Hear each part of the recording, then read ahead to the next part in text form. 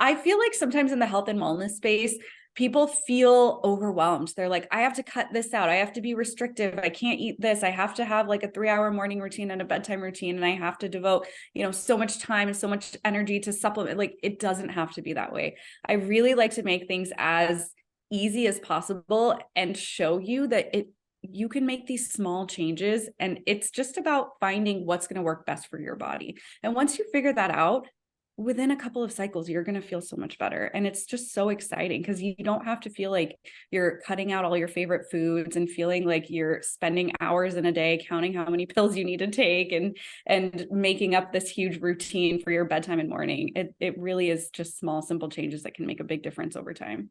Dr. Saru Bala, welcome to the Root Cause Medicine podcast. Thank you. I'm excited to be here. We're excited to have you here. You have become one of the world's most famous PMS and period health doctors for good reason. You do a lot of education about this on social media. It's no wonder why so many people follow you. You teach people it's possible to heal from things like hot flashes, heavy bleeding, PMS, and more through your Period Solutions Academy. So I want to start out with the most powerful question right out of the gate. What's the one thing you wish more people knew about their period health? I love this question. And honestly, I really wish more people would just know what's normal and what's not, and when to seek further help so that you can get back to a healthy baseline. What's normal for bleeding? What's normal for pain? What's normal for your PMS, your moods, breast tenderness, headaches, acne? Is any of that normal? How heavy you're bleeding, how long your cycles are, et cetera, et cetera, et cetera. I really want people to just be more in touch with their periods and having that idea, because so many people, I think in our society, like, your periods are just brushed off, or it's taboo. We don't talk about it, or you kind of want to ignore it. You're like, I'm going to take an Advil. I'm going to take a Tylenol. I don't want to feel my period. I don't want to know I have it. Like, we just kind of cover it up so much to the point that we may not even pay attention to it. And you don't know, like, am I having a period that's too heavy? Is my period supposed to be this painful? Am I supposed to feel this miserable before my period starts? And you don't talk about it with your friends. You don't talk about it with other women.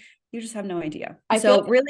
Oh, sorry. I feel like I see people ask you this all the time on Instagram. I feel like you're constantly answering these questions for folks. Yes, absolutely. Yeah. And it's mind-boggling to me that no one is talking about this. Your doctors aren't giving you this information. We don't learn it in school. You kind of just have to DIY period health information on your own as you get older and start having your own problems. So if we talked about this more for like teenagers when they start their periods, to know, hey, this is when it's not normal. This is when you should probably let somebody know that your periods are being this way. I didn't know growing up. I had no idea I was having a heavy period. I had no idea that my pain wasn't normal. I had no idea that my clotting wasn't normal.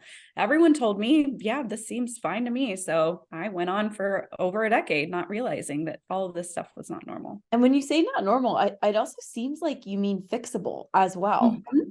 So that's probably surprising. Yeah. Yeah, absolutely. I wish more people knew that they didn't have to suffer, and that they didn't have to just be stuck on either birth control or pain meds as their only solutions. It's so interesting because one of the messages I see you giving a lot is that, the pill doesn't necessarily fix a problem with someone's period. What do you mean when you say that? Right. So the pill by nature is there to stop you from getting pregnant. They're called oral contraceptives. So contra, opposite of conception. And it works by stopping you from ovulating. So without ovulation, you're not getting that up and down fluctuation of those hormones. You don't get that FSH and LH rise. You're not making progesterone. Your estrogen stays the same the whole time you're on the pill. It's whatever amount is in the pill. So you get this Band-Aid that kind of keeps you from having a real or a true period. And you think all your problems are gone because you're not ovulating. You don't have those up and down fluctuations anymore of those hormones. So those symptoms go away. And then you get off the pill, and all those symptoms that were there before, which weren't being addressed, have now come back. And sometimes they come back even worse because they've been ignored for so long. You weren't taking care of the underlying cause. You get off the pill, you rip off that Band-Aid, and there's this huge gash underneath that wasn't healing. We're going to go through some root causes for potential period problems in a minute, because I know the people at home are already thinking, oh my gosh, I've been doing a Band-Aid fix when I could have been doing a root cause fix. So we are going to dive into that. But for the people at home who don't know how their cycle works, just give us the 1-minute physiology lesson that you wish everyone was taught about when it comes to period health. Yes. So I love using my like handy dandy menstrual cycle chart visual when I do this. So I'm going to try and do it without that. So the main point of your menstrual cycle centers around ovulation. And this is why it's so important to even know if you are ovulating, and not just with an app that predicts it, but some other kind of tool. And that's a whole other like hour-long podcast in and of itself on how to track that. So I'm not going to get into that, but it's just really important to know that ovulation is kind of the main piece of your cycle. So it splits your menstrual cycle into two phases, the follicular phase and the luteal phase. Your follicular phase is the follicle phase. It's helping to release that follicle or your egg, which is ovulation. Your follicular phase is kind of gearing you up for that big monumentous ovulation piece in the middle of your cycle. And your estrogen is what's responsible for building up that endometrial lining during that time. When it reaches a peak that's high enough, it triggers FSH and LH, and that's what releases that egg. And then once ovulation occurs, that sac that your egg was in, it's called the corpus luteum, that starts secreting progesterone. And this is your luteal phase. And if implantation didn't happen, if no fertilization of that egg happened, then all your hormones drop, and that triggers your period, and your endometrial lining is shedding. So that's kind of the main point of your cycle. Okay, so the cycle split into two parts. Mm-hmm. First part, getting ready. Second part is after ovulation, and each part is roughly 2 weeks. Right. So now that we have that understanding of physiology and that understanding of the way hormones fluctuate throughout the cycle, let's get into the root cause stuff. So one of the things that I see you talking about a lot is painful cramps, and delivering folks the message that they don't have to live with that. It's not normal, and that it's fixable. So what are you telling folks that's changing the game for them? For your period pain, I really want you to know that there's the most common cause of period pain is an excess of prostaglandins. And prostaglandins are these chemical-like hormones that are basically part of your inflammatory pathway. And so it's coming from this excess of inflammation. And when we can start to address that, you're going to start to see less issues with your pain. You're probably also going to start to see less issues with things like period poops and breast tenderness and some of those PMS symptoms that you're having as well. So the number one thing is going to be that excess of prostaglandins.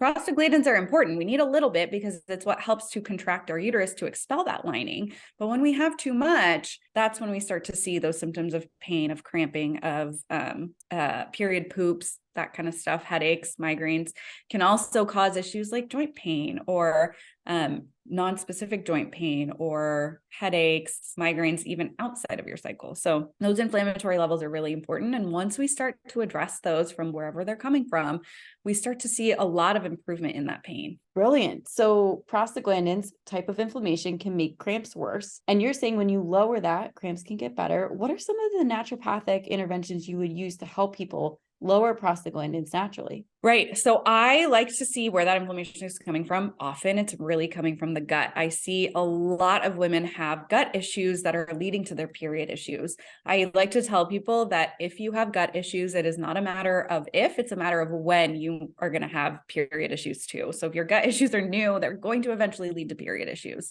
And so that's... Hold up. We got to stop you right there. Everyone at home going, hang on a second. Why is that? Like, what's the biochemistry there that links the gut and period health? Right. So most of your immune system is coming from your gut. So those inflammatory markers, if they're really high, that inflammation level is coming from your gut. So we really want to see what's happening in your gut that's causing that. And then another factor is your gut is a huge source of elimination of things like your hormones. So if your hormones and waste products are not getting out of your body, that's going to start building up in your body and causing issues. So those are two huge factors as to why your gut health is so important for any kind of hormonal issue. Okay, we are coming back to this later because I know everyone now wants to know what they can do for their gut. Actually, let's dive into that right now. I think let's not even wait. When you find something's wrong in the gut, what are you going to do to help fix it? Right. So it depends what's going on, right? A lot of times when I see women who have heavy periods, I almost always know, I ask, are you constipated? And usually the answer is yes. And so that constipation is something we're going to start with. A lot of women also have issues with things like gas or bloating or indigestion or feeling just full of air, really distended after a meal. All of those symptoms are telling me you have some kind of dysbiosis going on. So we really need to address that dysbiosis first. And I really love using herbal antimicrobials for that. They work so well. And then using a binder to just help bind up everything that those antimicrobials are killing off and excreting it from your body. Because what happens when we have dysbiosis? It's an overgrowth of bacteria or parasites or fungi or something in your gut, right? And your good bacteria just can't overcrowd them. So we need to do a little bit of killing off of that overgrowth so that your flora can get back into a nice balance. And it's interesting when you talked earlier about how estrogen helps to build up the endometrial lining, right? So that's what you're actually shedding during your period. Estrogen dominance throughout the cycle will make that worse. So then you wind up with a lot more lining to shed and a lot heavier. Exactly. And I think we should just get into this now. You are like known to everyone in the world as the period health doctor, but I actually think of you as being like the period and gut and liver health doctor because of the link between the liver and the gut when it comes to getting rid of estrogen from the body. Can you explain that? How does that work? Right. So your liver is what is processing everything in your body. And then your gut is one of the main factors of clearing that out. So if your liver is having trouble, if there's too much going on in your environment that you're having to process, if you drink a lot of alcohol or coffee or eat a lot of fast food and processed foods, and you're living in a really polluted area or in the city, and you're not doing things to help your body get rid and help your liver process all of those things, it's going to start backing up. And your hormones are just another thing that your liver is also processing and metabolizing and getting out of your body, right? And so when your load becomes so heavy, you start seeing these issues because one, your liver is just it's taxed. It might be the straw that broke the camel's back. You just might have one too many things. And then you also have these issues with your gut and you're not clearing all that waste out. So it's a twofold factor that's causing these period issues.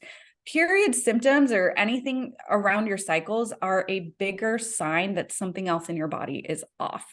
So it's never your period that's the first thing. If we want to say chicken or the egg, your period symptoms are usually not causing other stuff. It's usually your liver that's off first. It's usually your gut that's been off for a while that's down the road causing period issues. Oh my gosh. Okay. I can hear people rewinding that and listening again to that part. That's a powerful message that I think a lot of people don't hear.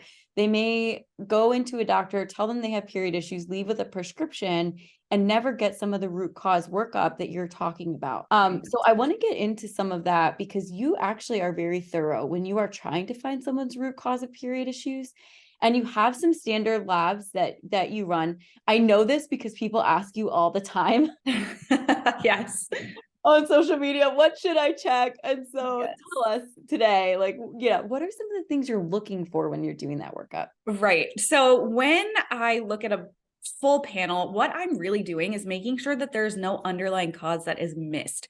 A lot of times with things like heavy bleeding and PMS, we might not see anything show up on your labs, but I don't want to say that I did a very surface level amount of labs and then I'm like, yeah, everything on your labs are fine. So I like to do a full in-depth look at everything going on in your blood before I say, okay, this is more of a functional issue. This is probably because your liver is overburdened or there's something going on with your gut. So that starts with an iron panel. I want to do a CBC and a CMP. I want to look at your insulin levels. I want to do a full thyroid panel. I want to look at your hormones, your estrogen, your progesterone, your testosterone, your DHEA. I want to get a full idea of what's going on with all of these pieces before I say, yeah, there's nothing else going on. Let's figure out some of these functional pieces. Okay. And you mentioned estrogen and progesterone, which I think people will know, okay, that makes sense. I heard Dr. Bala talk about that earlier. You also mentioned testosterone and DHEA. And many folks at home may be thinking, well, if you're in a body that has a uterus, why would you need to check testosterone and DHEA? Right. Yeah. So a lot of times when testosterone and DHEA are elevated, that can be a cause of irregular periods, especially in people who have PCOS. That's a huge factor for one of the criteria of diagnosis for PCOS actually is seeing that elevation of those androgens like testosterone and DHEA. So I really like to look at that, especially if you have any of those symptoms of cystic acne, facial hair growth, hair loss, weight gain, that kind of stuff, and irregular periods. I gotcha. Okay. You also run another hormone as well, and people may not have recognized it when you said its name. So insulin is a hormone. Why are Yes. you running that as part of your comprehensive workup? I love running insulin because so many people have issues with their blood sugar regulation, and it's not going to show up in your fasting glucose. It's not going to show up in your hemoglobin A1C, which those are the two tests most people get done with their primary care or their OB or endo. But they're not getting their insulin tested. And that is one of like the first things that I start to see elevated well before A1C is ever elevated, well before fasting glucose is ever elevated. So I always like to check insulin because it's kind of the earlier signs of, hey, there's something going off with your blood sugar regulation, with maybe how you're eating, how you're moving, how you're sleeping, what's going on, that we can figure out in those functional pieces so that this doesn't turn into a bigger blood sugar issue later on. So if you see that fasting insulin is high, what does that tell you about the person's metabolic health? It's telling me that they might not be doing things that are helping keep their blood sugar at a happy, stable level all day. It might be going really high and then crashing really low. It might just be spiking really high and then not quite coming back down. There's a lot of different reasons why it might be happening, but it's really good to kind of get an idea of that, because if you have issues with PMS symptoms, or if you have brain fog, or if you feel fatigued all day, or if you get crashes in your energy throughout the day, all of those are symptoms of a blood sugar dysregulation. And we really want to look at your insulin because it'll give us a clue into, is this possibly why that's happening? And the fixes for that are so simple. So a lot of times I see insulin elevated on people's labs and I'm like, oh, let's focus on getting you to eat a little bit more protein, walk a little bit more after your meals. And just these small, simple fixes make such a big difference for people's energy and their mood. They tell me that they are waking up better in the morning, that their energy is more sustained throughout the day, that they don't feel as grumpy and irritable throughout the day. And it's just such simple changes that make such a big difference. It makes sense because insulin is the key that unlocks our cells so that sugar can get in and our cells can actually have and create energy. And so that makes sense to me. But also the cells of our ovaries are sensitive to insulin as well. And so if they're having a problem getting fuel, they're not going to be able to help produce the hormones that we need to regulate a healthy cycle. So it sounds like, just one biomarker can affect so many different parts of someone's picture. So Totally. yeah, and I'm glad you're running it. And it sounds like you see really profound results with some really foundational root cause interventions for that. Oh, Absolutely. that's great. The other thing you mentioned was CBC CMP, and so comprehensive metabolic panel. Why are you running that? Just for the folks at home who may not know what's included in that panel. Right. So the main things I really look at in there are your fasting glucose and then probably your liver enzymes. I don't look at a ton of other stuff, but it is also looking at the electrolytes in your blood and testing for kidney function, which is very important. I don't work with the population of people where those are going to be super off. So yes, it's important. Am I really diving deep into those pieces? No. You're mostly looking at liver health. So liver enzymes will get elevated if someone's liver is damaged, or it's an indicator to you that the liver isn't working very well and may not be processing hormones Right. adequately. Right. And then, but I will say liver function testing alone is not enough. Like, even if that comes back normal, that doesn't mean that your liver isn't under some amount of stress. It's just that it's not under so much stress that it's showing up on those labs. I gotcha. Same thing with the electrolytes. I totally get what you're saying. So one of the things that Dr. Bala was referring to, guys, is that often electrolytes will only be abnormal in severe situations, or if you have something like chronic kidney disease or taking certain medications, though that's a little more rare to show up as abnormal. With the CBC and iron, what are you looking for there and why? Yeah, I just want to make sure, because I work a lot with women who have really heavy bleeding. I want to make sure it hasn't gotten to the point of anemia. And if it has, that we're addressing it. And that's really what you can see in those iron panels and with the CBC is what level of anemia do you have? So as a naturopathic doctor, you have a really wide toolkit when it comes to the interventions you're able to offer your clients to heal their period symptoms. So nutrition, herbal medicine, lifestyle, counseling, exercise, movement. Tell us some of your favorite ones. Yes. So Magnesium is one that I absolutely love, but it's one that I think we hear about all the time. Another one that I think is so underrated is raspberry leaf tea. I love giving raspberry her time in the light because I just don't feel like enough people know about it. It's one of my favorite herbs for period health because not only can you use it for period pain, you can also use it as labor prep. I know a lot of midwives who talk about using raspberry leaf tea for labor prep too. So I particularly love it because it's a uterine tonic. It helps to tonify your uterine muscles. So if it's a little bit too loose, it helps to strengthen it up. If it's a little bit too tight, it helps to relax it. So I find that drinking a couple cups a day of raspberry leaf tea, people's pain goes down so significantly. It's like magic because it's literally tea. And you wouldn't think something as simple as a tea every day would make such a big difference for your pain. But I just have nothing but great things to say about raspberry leaf tea. It's got magnesium, it's got some B vitamins, it's also, a tonifying herb. So it's working in several different ways to help with that pain.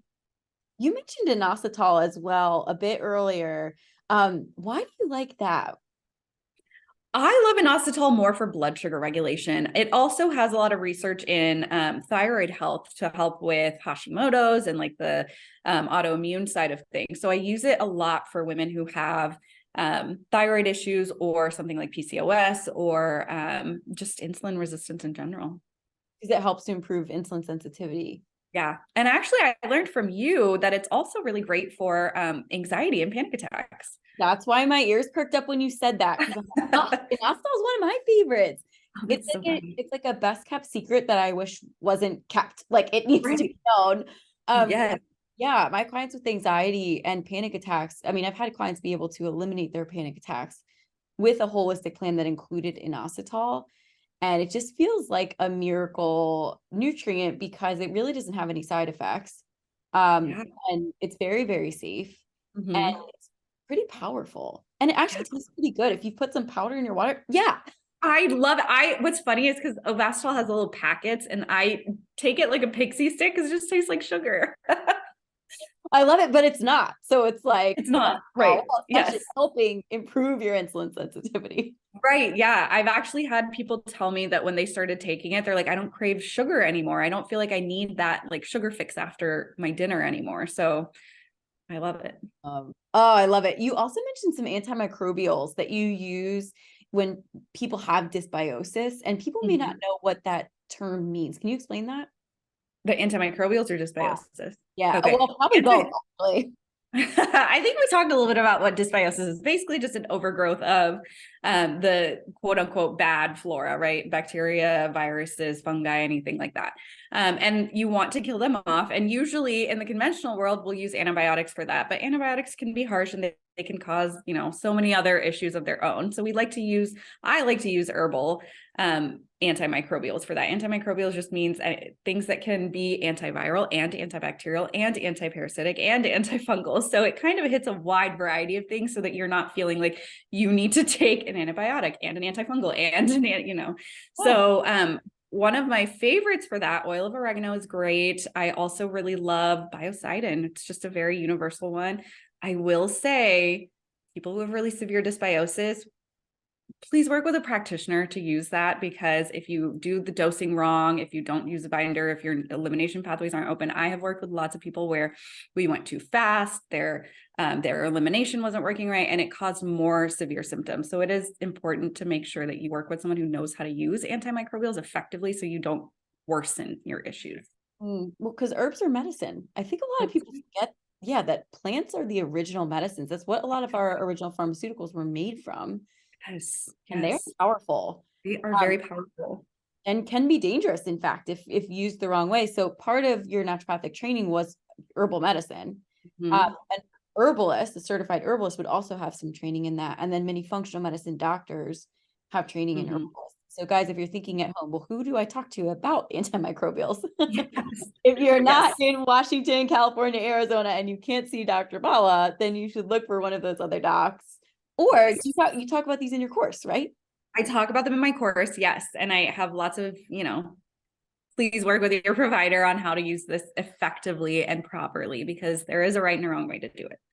And that's why you need to go watch the course, guys. So you can walk through the algorithms there of how to decide which ones you're going to talk to your doctor about. Thank you for sharing that, because I think it helps give folks some really easy pointers about, like, I can just talk with my doctor the next time I see them about this one thing. Hey, do you think inositol could be helpful for me? I heard this podcast, I read this study, right? And sometimes that's the one thing that can help get them some momentum and start feeling better.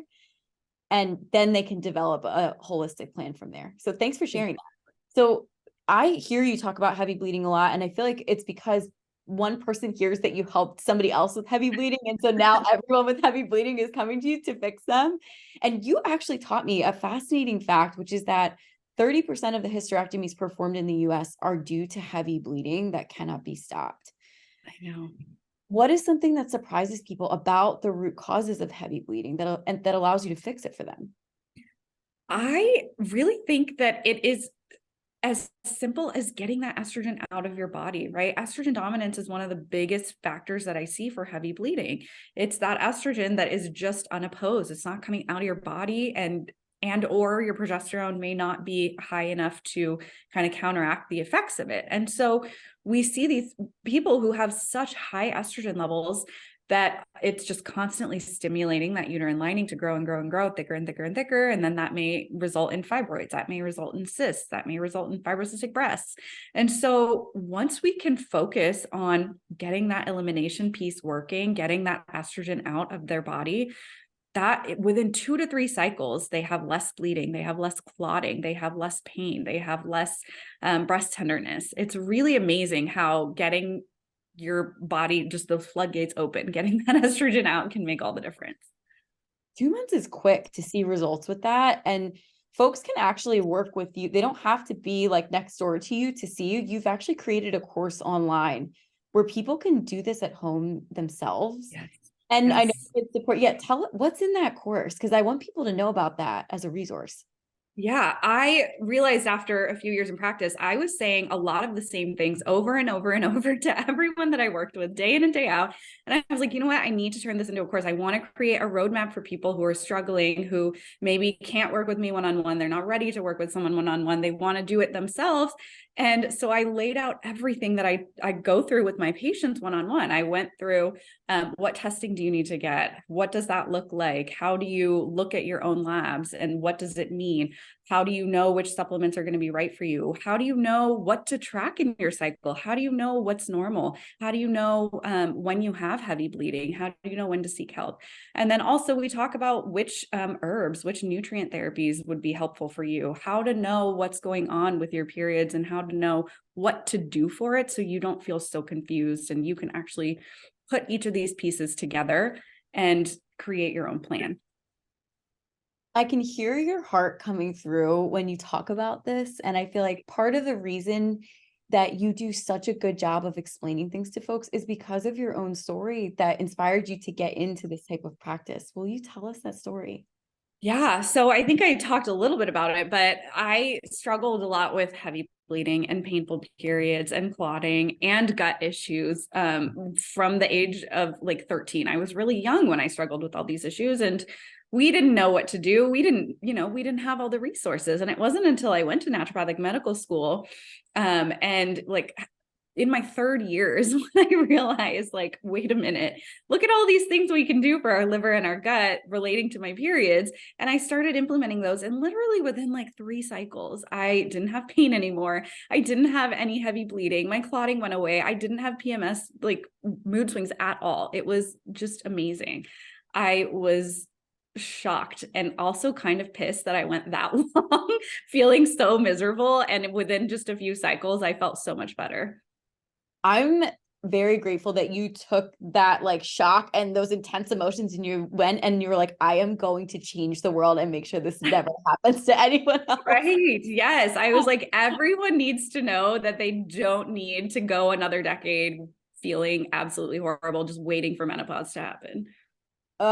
Yes. Okay. Preach. I'm just glad that you are here with the microphone. I have more questions to ask you. So, you were on another podcast recently, the Make Some Noise podcast. And when discussing menopause, you said menopause is until your late 40s. If you're getting hot flashes, And if you're getting changes to your period and it's more irregular and you haven't hit your late 40s yet, that needs to be a red flag, right? And I'm paraphrasing here. Tell us, yeah, what was the message you were trying to send with that? And especially, what do you feel like the message that people are getting, or if they're normalizing this, that you kind of have to Yes. ask folks?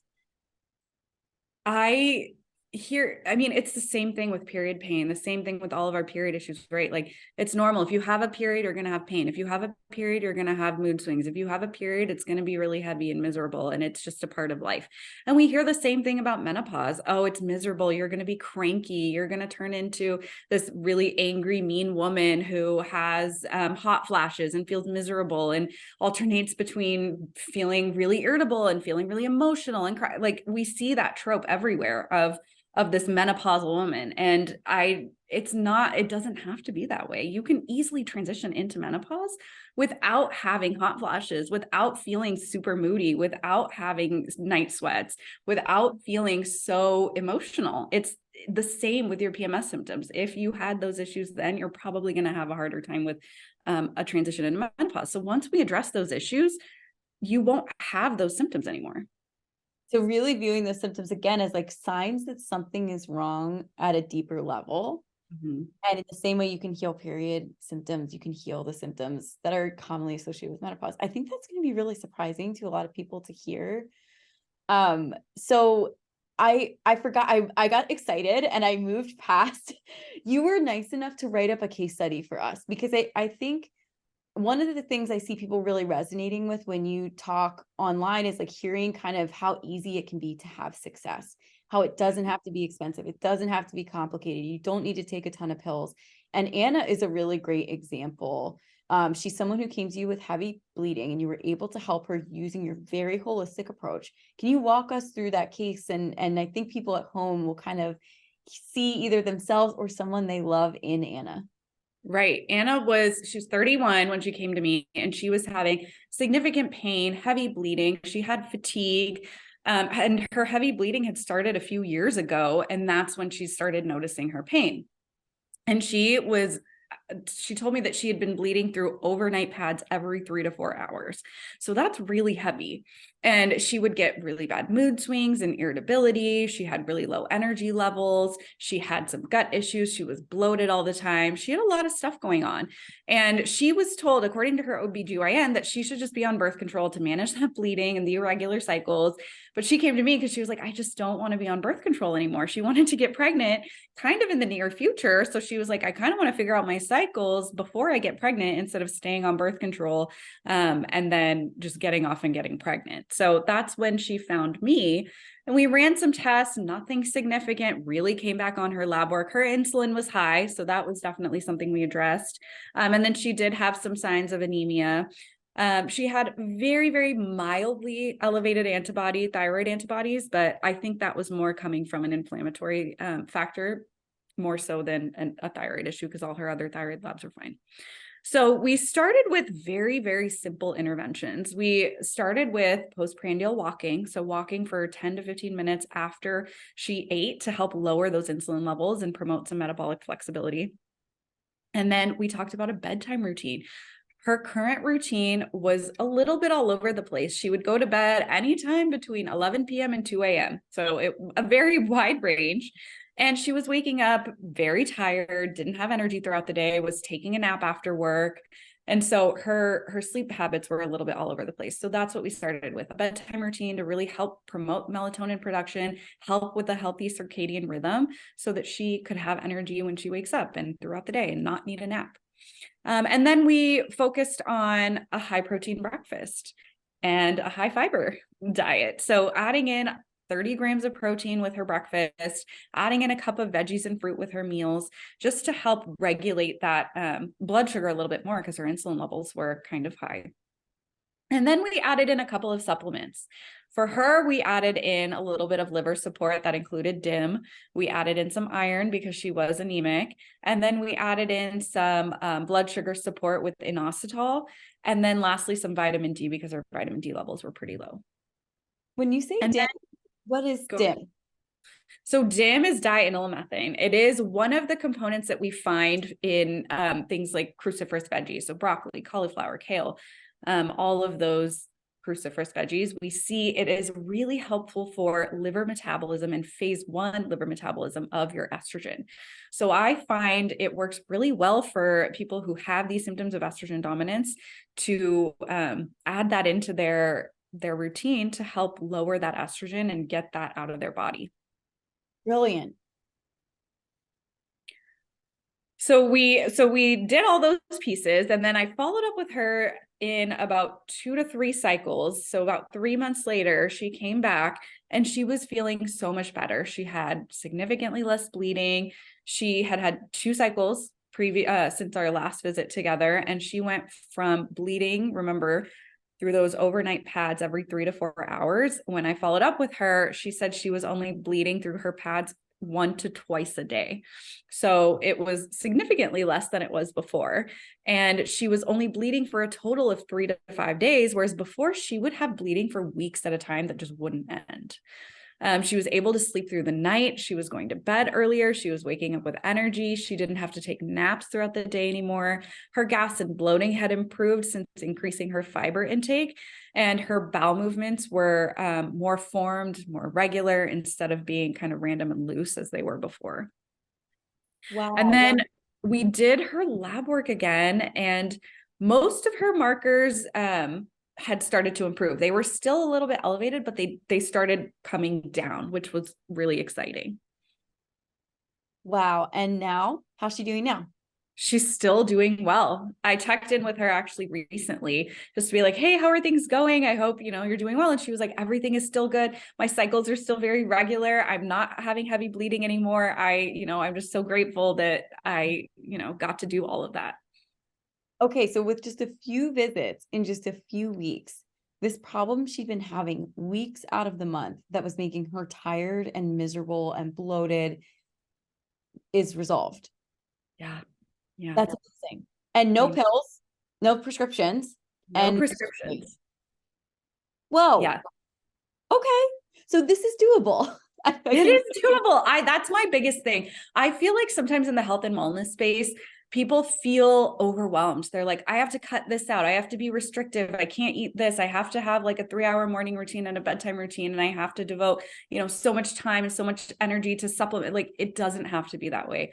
I really like to make things as easy as possible and show you that you can make these small changes, and it's just about finding what's going to work best for your body. And once you figure that out, within a couple of cycles, you're going to feel so much better. And it's just so exciting because you don't have to feel like you're cutting out all your favorite foods and feeling like you're spending hours in a day counting how many pills you need to take and making up this huge routine for your bedtime and morning. It really is just small, simple changes that can make a big difference over time. Amazing. I think a ton of people are feeling inspired. I want to know from you, if you could wave a magic wand and change the way we do women's healthcare, particularly their hormonal healthcare in this country, what would you change? Man, that's such a big question, right? What would I change? I think I would just change how much your periods are not talked about. I want to just normalize, like, 1, talking about your periods, and 2, talking about how to know when your periods are normal. This is kind of just bringing it full circle to that first question of, I just want everyone to be more in tune with their bodies. Like, how I feel like if I asked you when was the last time you pooped or peed, you wouldn't be like, oh, I don't know. Like, and that's kind of how we talk about our periods, right? I don't know when my last period was. I don't know if I have symptoms. I get so many women and I ask them, like, when was your last period? When do you notice these symptoms in your cycle? And they're like, I have no idea what day of my cycle I'm on. I don't know if I'm in my luteal or follicular phase. I don't know when my last, it's so like this thing that you just ignore. So I really wish that more people would track their periods and just be more in tune with their body, because just being aware is already part of the battle. And it sounds like you have some apps or some things that make it easy to track. I like to use apps for sure for tracking ovulation. There are so many different tools that you can use. It really just depends on what your favorite method is. I personally love tracking basal body temperature. I think it gives me so much information. about, I can see exactly when my temperature rises. I can see when I'm in my luteal phase. I can see when I'm about to enter my follicular phase. So it gives me all the information I need. I know some people want more information, and there's little devices that you can track with your urine metabolites. There's other devices where you can track your cervical mucus. There's so many different ways you can track. My favorite way is basal body temperature because I'm lazy and I want to do the easiest possible thing. But it's still some work to track basal body temperature. You have to do it every day. So give yourself You some do. You do. But I mean, they have lots of tools that have made it easy. Temp Drop is one that I really love using because you just put the armband on, you don't have to think about anything, and then you wake up and sync it with your app. So they've made it as easy as possible to do that. And you go through a lot of this in your course of kind of like how to find the best tracker. Exactly. Okay. So I have to have you help us settle a debate. Is there anything you want to leave our audience with today as we wrap up? I think just not being afraid to get to know your body more intimately. I think it's one of the biggest tools that I learned in naturopathic medicine was being more connected to what works for my body, and knowing my body so deeply helps me find better therapies, better supplements. I know what works for my body because I'm aware of what's happening in it. Beautiful. And where can people find out more about you and your online course? Yes, so you can check me out on Instagram. I'm on TikTok. I have a website with some blogs. So all of that information for the course will be, I talk about it in my Instagram, I talk about it on TikTok, and it's all on my website as well. And it's Period Solutions Academy. Yes. Amazing. Thank you so much, Dr. Bala, for being here with us today. Of course. Thank you so much for having me, Dr. Kate.